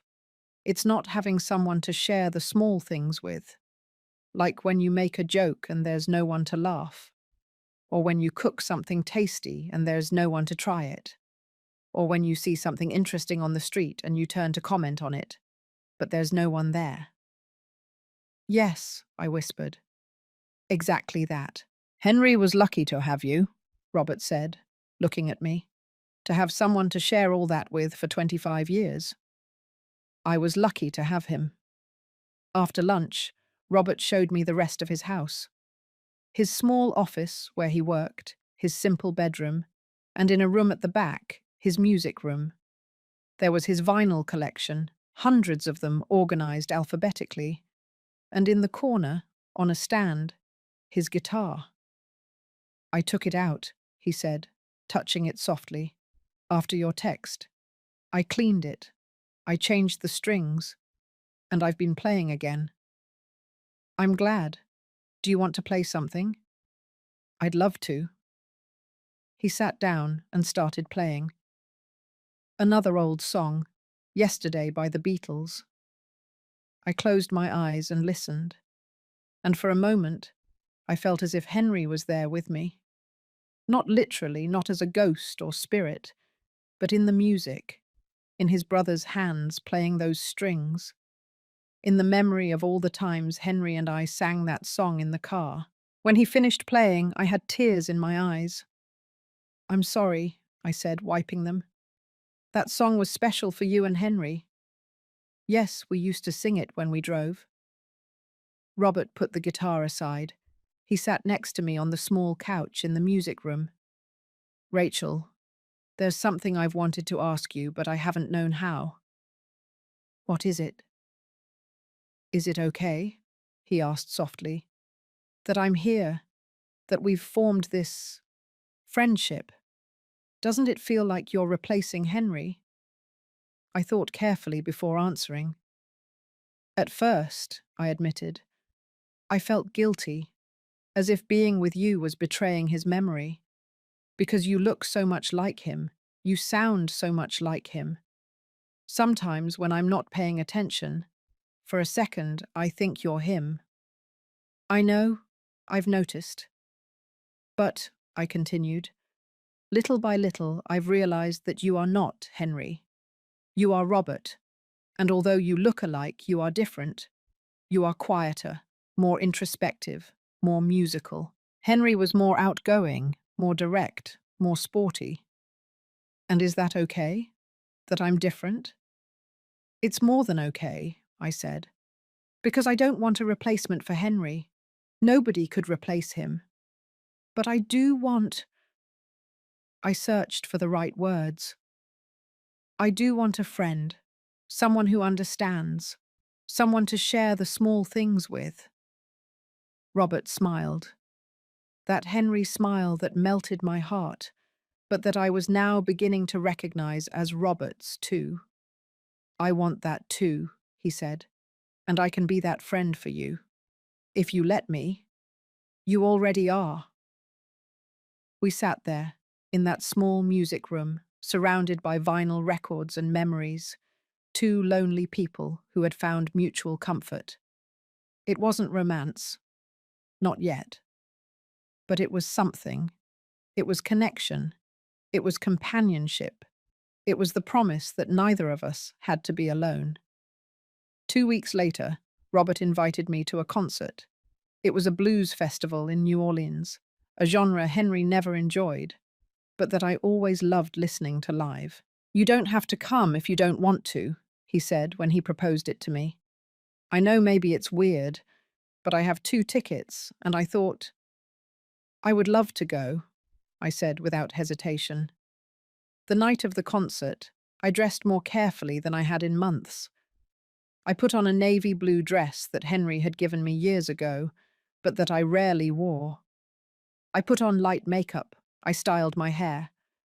When I looked in the mirror, I almost didn't recognize myself. I had been so lost in my grief for 3 years that I had forgotten about myself, about the woman I was, besides being Henry's mother. Robert arrived on time. He wore a grey suit jacket. He looked handsome. I couldn't help but think it. "You look beautiful," he said when I opened the door. "Thank you. You look very good too. Ready? Ready?" The concert was magical. The music filled the theatre, enveloping everyone in its energy. I got lost in the notes, in the rhythm, in the passion of the musicians. Robert was sitting next to me, completely absorbed too. Occasionally our hands touched on the shared armrest. And we didn't move. We let them stay. During the intermission, we walked through the theatre lobby. "What did you think?" he asked. "Incredible. Thank you for inviting me." "Thank you for coming." He paused. I had forgotten how nice it is to share something like this with someone. "Me too." We looked at each other, and in that moment, I felt something I hadn't felt in a long time. A spark.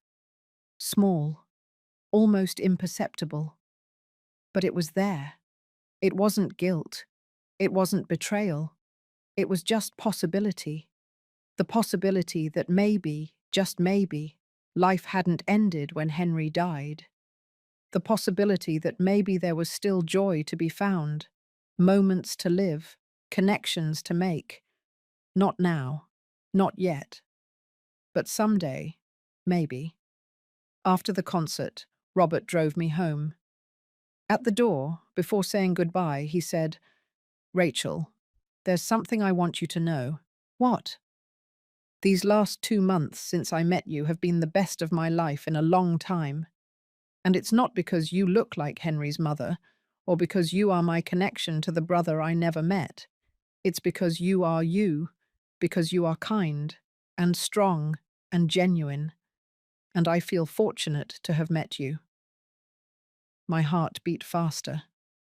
"I also feel fortunate to have met you." "Good," he smiled. "I just wanted you to know." "Robert, you don't have to say anything." He interrupted me gently. "I'm not asking for anything. I just wanted you to know how I feel." I nodded, speechless. "Good night, Rachel." "Good night, Robert." I watched him walk away, and when I entered my house, I sat on the sofa and touched my locket. The locket that Henry gave me. The locket that promised eternal love. "Henry," I whispered to the empty air. "I don't know what to do. I don't know if it's okay to feel what I'm starting to feel. I don't know if I'm betraying you, or if this is what you would have wanted for me." The silence answered me, as always. But in my heart, I felt that Henry would understand, that he wouldn't want me to spend the rest of my life alone, crying over him, living in the past. He would want me to be happy. And maybe, just maybe, Robert could be part of that happiness. Not as a replacement, never that, but as a new beginning, a second chance, an unexpected gift from the universe. Or maybe a gift from Henry himself, sending me his brother when I needed it most. I didn't know for sure, but I was starting to believe it was okay not to know, that it was okay to simply let myself feel and see where the path led me. 3 months after that night at the concert, I received a call that changed everything again. It was a Tuesday afternoon. I was in the kitchen doing dishes when my cell phone rang. An unknown number from Boston. "Hello? Mrs. Rachel Evans?" asked an elderly female voice. "Yes, this is she." "My name is Sister Beth. I'm calling from the Convent of the Sisters of Charity in Boston. I work with the historical records of St. Michael's Children's Home." My heart raced. "Yes, how can I help you?" "Well, it's more like I can help you.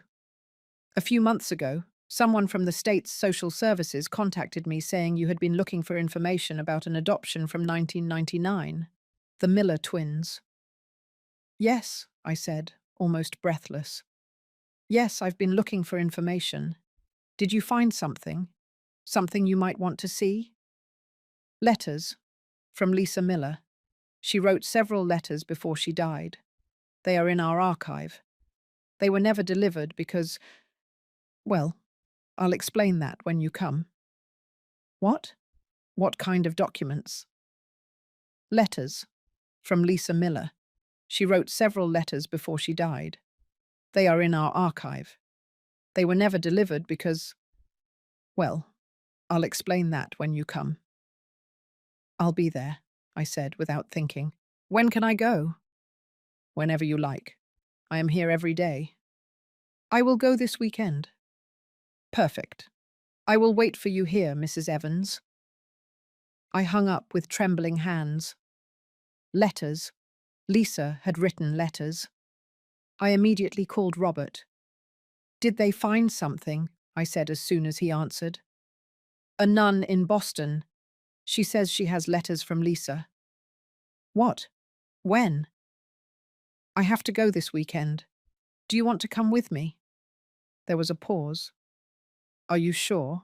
He asked. Maybe those letters say things that hurt. I know, but we need to know the truth, the whole truth. You're right. He took a deep breath. Yes, I'll go with you. Saturday morning, we left for Boston. It was a 3-hour drive. Robert drove. I was in the passenger seat, nervous, looking out the window. We talked little during the trip.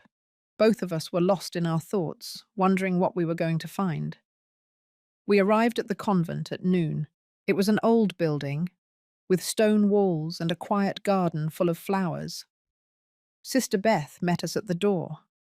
She was a woman in her 70s, small, with thick glasses and a kind smile. Mrs. Evans, I presume. Yes, and this is Robert. The sister looked at Robert. Her eyes widened. Oh my God, she whispered. You must be one of the twins. Yes, sister. You look so much like... She stopped. Please come in. I have a lot to show you. She led us to a small office full of files and old boxes. On the desk was a manila folder. Sit down, she said, pointing to 2 chairs in front of the desk. We sat down. She opened the folder. Before I show you the letters, I need to tell you the complete story, so you understand the context. Okay, I said. Lisa Miller arrived at St. Michael's Children's Home in July of 1999. She was 17 years old and 7 months pregnant. Her family had kicked her out of the house when they discovered her pregnancy. The baby's father, a boy from her school, denied the child was his. Robert squeezed his hands on his legs. Lisa had nowhere to go, the sister continued. So she came to us. We gave her shelter, food, a safe place to have her baby. Did you know they were twins? I asked. Not until the moment of birth. In those days, there were no ultrasounds like now. When the first baby was born, we thought that was it. But 15 minutes later, the second one was born. Henry and I, Robert said quietly. Yes, 2 perfectly healthy, identical, beautiful boys. And what happened next? I asked. The sister sighed. Lisa was devastated. She was 17, with no money, no family, no support. And now she had 2 babies. She didn't know what to do.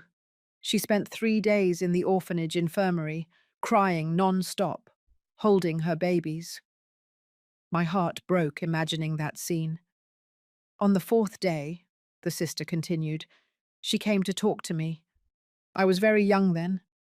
I had just taken my vows. Lisa told me she couldn't care for 2 babies, that she could barely care for 1. She asked me if we could help her find an adoptive family for one of the children. Only for 1? Robert asked. Yes, she wanted to keep the other. She said she couldn't give up both, that she needed to at least try to be a mother to one of them. And how did she choose? Robert asked with a trembling voice. How did she decide which one to keep and which one to give up? Sister Beth looked at him with infinite compassion. She did not choose out of preference, son. She chose by chance. She closed her eyes and held both babies, and the one in her right arm she kept. The one in her left arm, that was you. Robert covered his face with his hands. His shoulders were shaking. It was not because she didn't love you, the sister continued softly. It was because she had to make an impossible decision, and that was the only fair way she found to do it. And after that? I asked, tears rolling down my face. After that, she left with Henry. She got a job as a nanny. She lived in service quarters. She worked day and night to support that child. And she succeeded. She gave him a life, not perfect, but full of love. And she never came back for Robert? I asked. She couldn't. The sister opened the folder. But she wrote letters. For years. Letters she never sent because she didn't know where to. She pulled out an envelope, yellowed, old. This is from 2007, 8 years after the birth. She handed the envelope to Robert.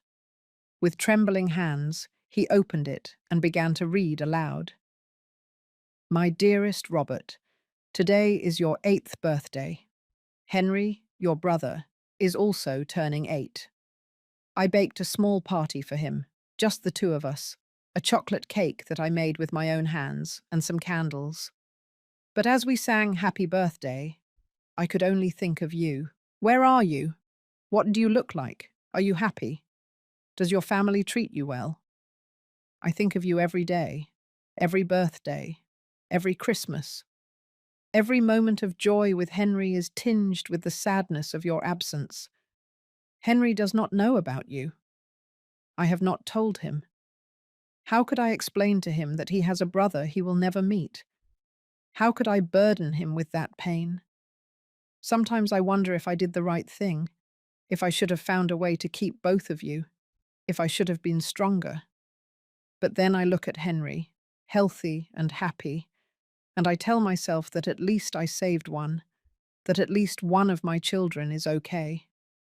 I pray every night that you are also okay, that you found a family that loves you as I could not love you, that you are happy. I love you, my son. Even if you are not with me, even if I never see you again, I will always love you. Your mother, Lisa. Robert couldn't keep reading. He was sobbing openly now. I got up and hugged him.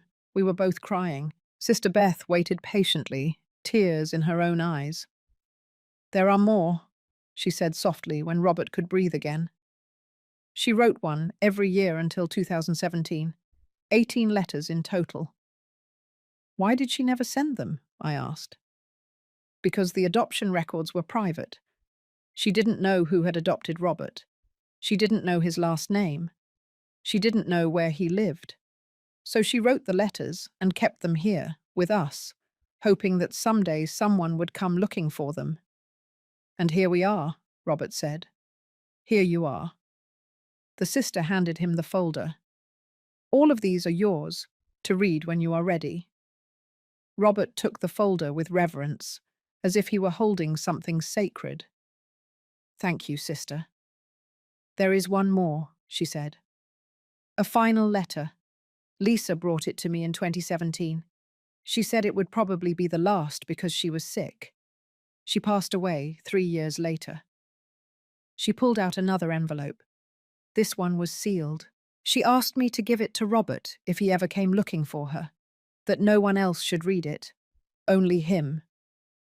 She handed the envelope to Robert. He looked at it for a long time. Then slowly he opened it. He read in silence. I watched his face change, how the tears rolled, how his lips trembled. When he finished, he passed the letter to me without saying a word. I read it. My dearest Robert, If you are reading this, it means you finally came looking for me. It means you found the answers you deserved to have. I am probably already gone. You probably never had the chance to meet me, and that hurts more than I can express. I want you to know something. Leaving you was the most painful decision of my life. Every day since then, I have lived with that pain, with the guilt, with the question of whether I did the right thing. But I also want you to know this: I loved you. From the moment you were born until the moment I left you, I loved you with all my heart. And I continued to love you every day after. I did not leave you because you were not enough. I left you because I wanted you to have a chance at a better life than the one I could give you. A family with money, with stability, with two parents. Henry also had a difficult life. We grew up in small apartments. We ate cheap food most days. We never had luxuries, but we had love, and I hope that was enough for him.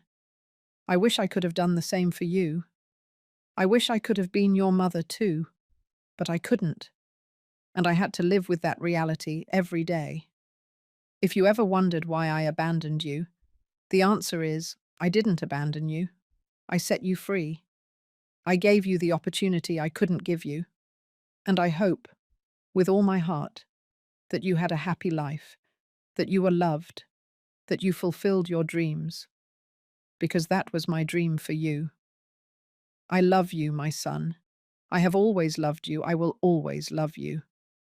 Your mother, who never stopped thinking about you, Lisa Miller. I folded the letter carefully and handed it back to Robert. We sat in that small office for a long time, in silence, processing, crying, healing. Finally, Robert spoke. Thank you, sister, for keeping these letters, for waiting all these years. It was the least I could do, Sister Beth said. Lisa was a brave woman. She did what she had to do to survive and to give both of you a life. She deserves to be remembered with honor. She will be, I promised. I promise. We left the convent with the folder of letters. Robert held it against his chest as if it were a treasure, because it was. It was proof that he had been loved, that he hadn't been abandoned, that his mother had chosen him in the only way she could. With pain, but with love. In the car, heading back home, Robert finally spoke. My whole life I thought I wasn't wanted, he said. That I wasn't enough. And it turns out I was loved all along, just in a way I never knew. You were very loved, I said, taking his hand. By Lisa, by your adoptive parents, and now, by Sarah, Lisa, and me. He squeezed my hand. You know what the craziest thing about all this is? What? That if Lisa hadn't made that impossible decision, I never would have met my adoptive parents, I never would have had the life I had, and I never would have met you. He was right. All the pain, all the suffering, all the impossible decisions had led to this moment, to us together, finding peace in the midst of the sorrow. I think, I said softly, that everything happens for a reason. We don't always understand why, but in the end, the pieces fit together in ways we never expect. Do you think Henry knew? Robert asked. Do you think somehow he knew I existed? I don't know, but I like to think so. That on some deep level, he knew something was missing, and that now, from wherever he is, he's happy that we finally found each other. Robert smiled, the first genuine smile since we entered that convent. I like to think that too. We drove in silence the rest of the way, but it was a comfortable, peaceful silence. When we arrived at my house, it was already night. Do you want to come in? I asked. No, thank you.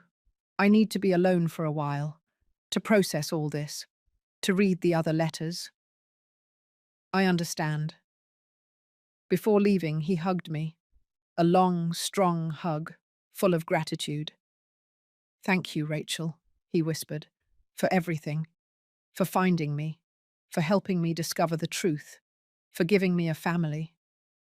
You don't have to thank me. We are family, and family takes care of each other." "Family?" he repeated with a small smile. "Is that what we are?" There was something in the way he asked it, something in his eyes. "Yes," I said, although my heart was beating faster. Family? For now, that was true. But we both knew it was starting to be something more, something neither of us was ready to name yet. But it was there, growing, waiting, like a seed planted in fertile ground, waiting for the right moment to bloom. 6 months after that visit to Boston, life had changed in ways I never imagined. Robert had become a constant part of my life. He no longer only came on Sundays, he came on Wednesdays too, to help me with the yard work, and on Fridays, to cook together, and sometimes during the week, just because.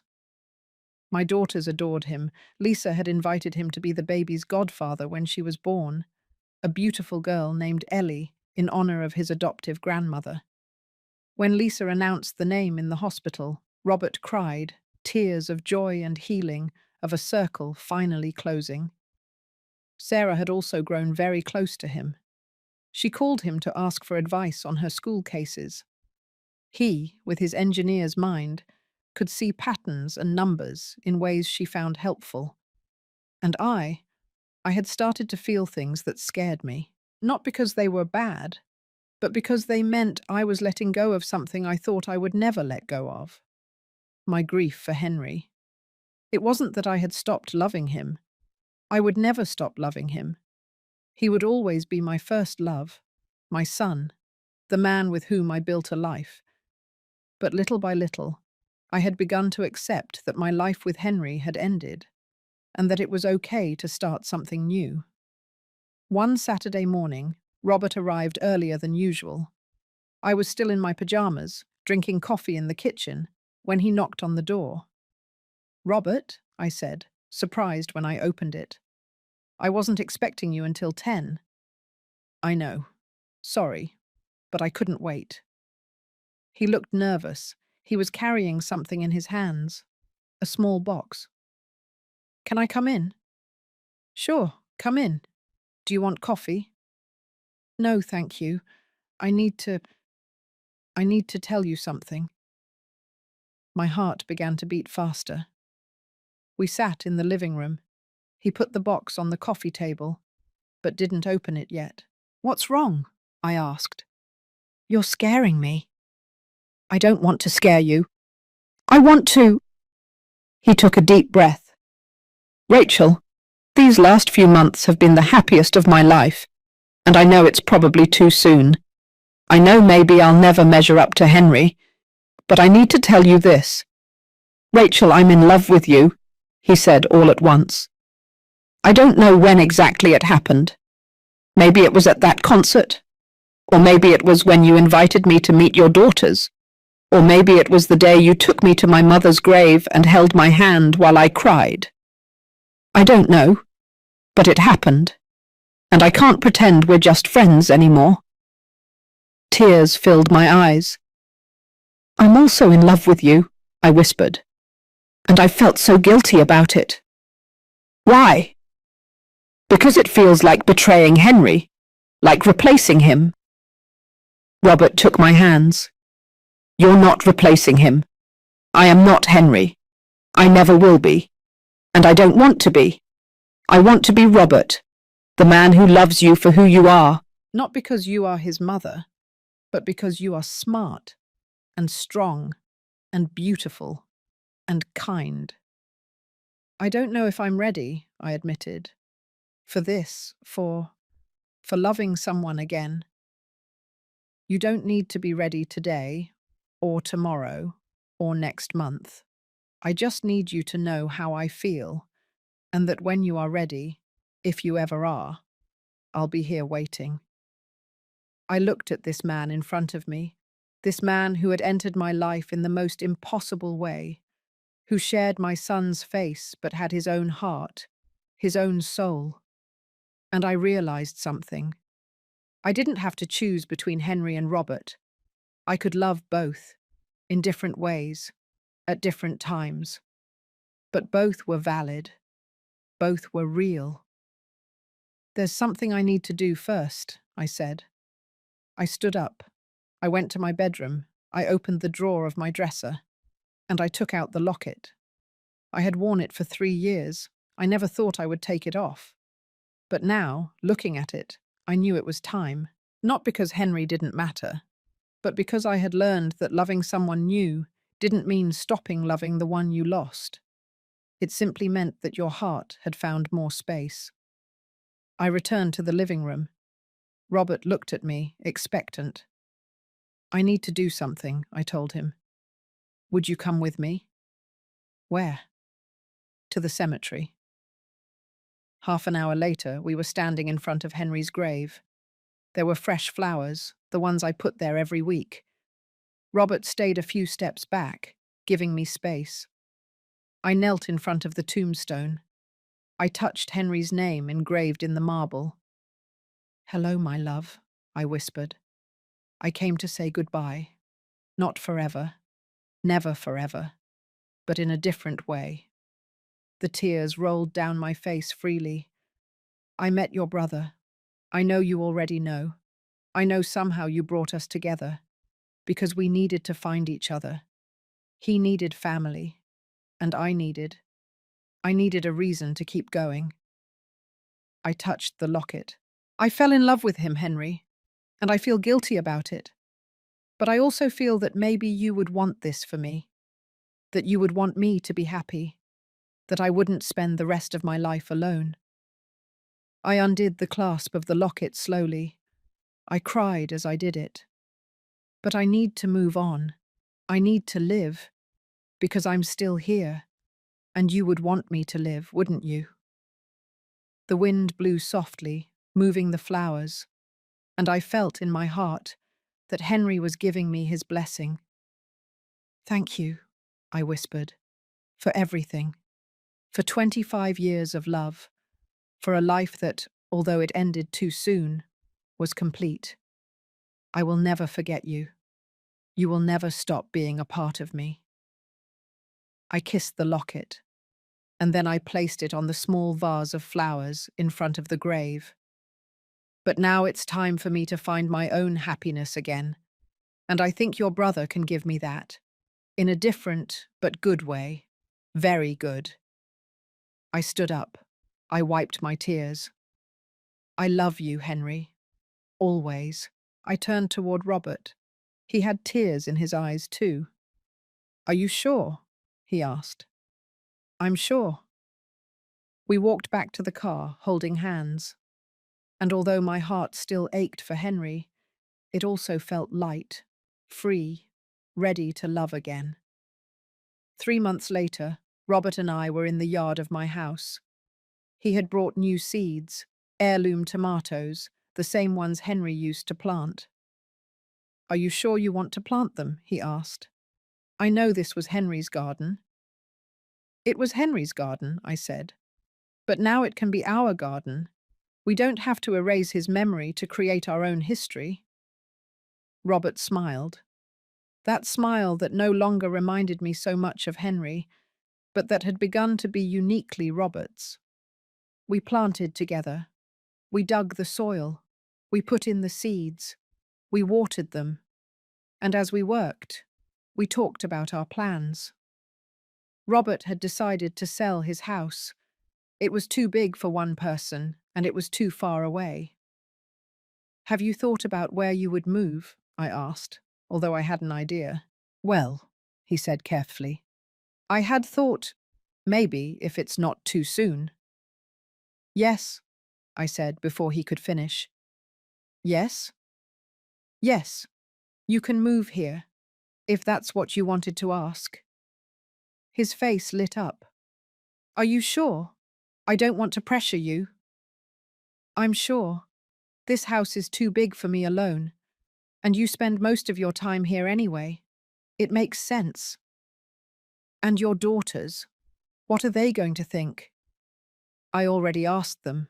They think it's fine.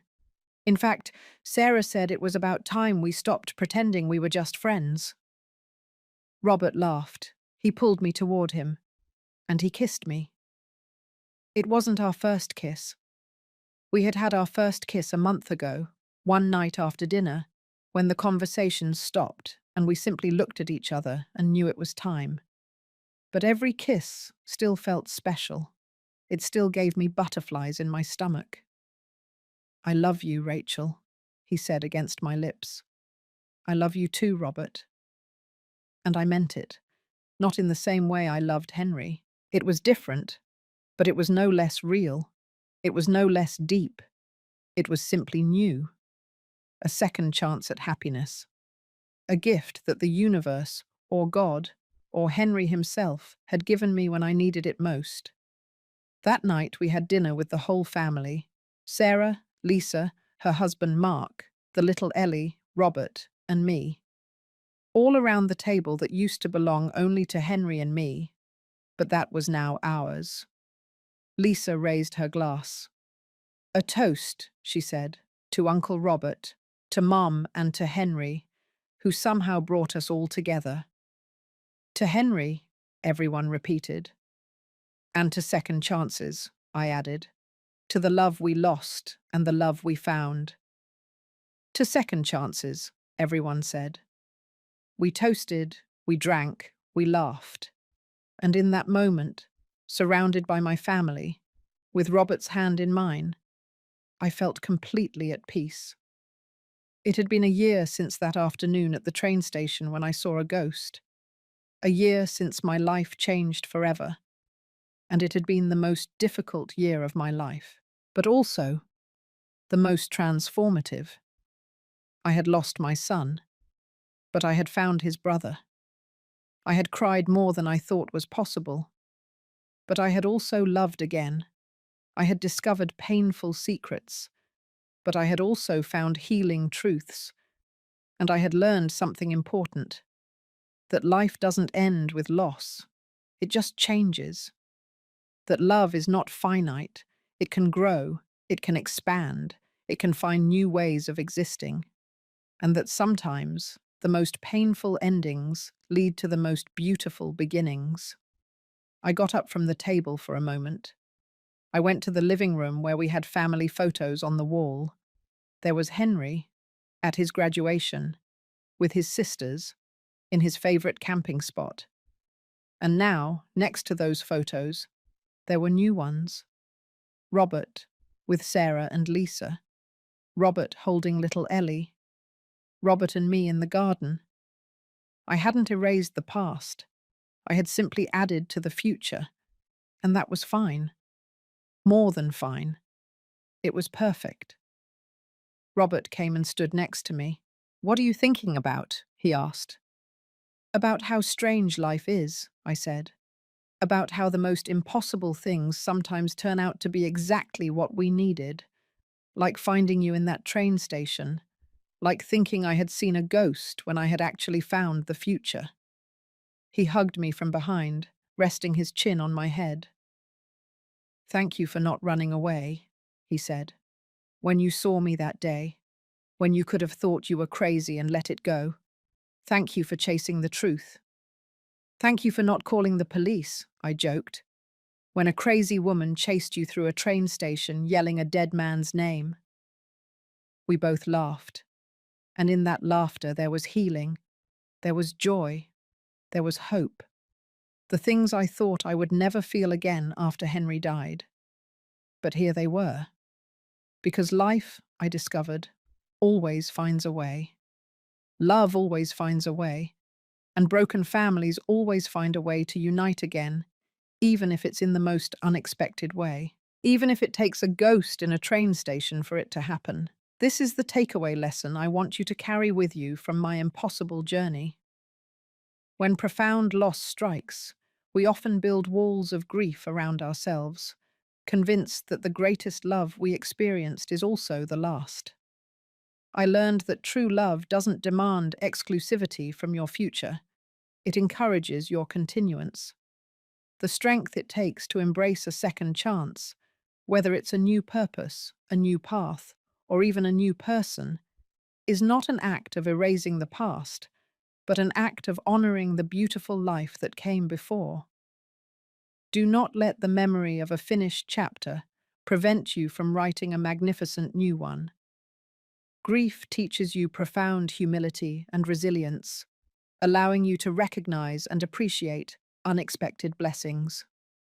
Sometimes the universe sends you not a replacement, but a continuation, a new form of connection that helps you heal not just your heart, but also the unresolved pain of the one you lost. Open your heart to the possibility that life's most shocking twists are simply the mechanism for a profound and necessary renewal.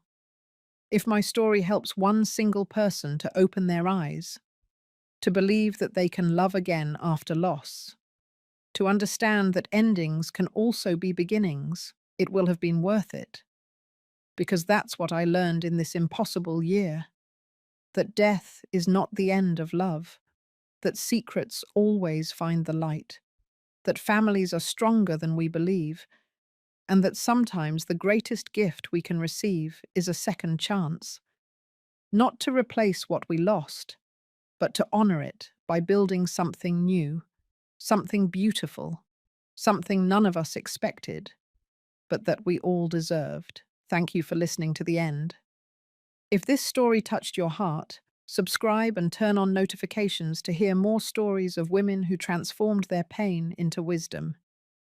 Every day, a woman, a life lesson. Share this story with someone you love. Sometimes a story like this can change an entire day.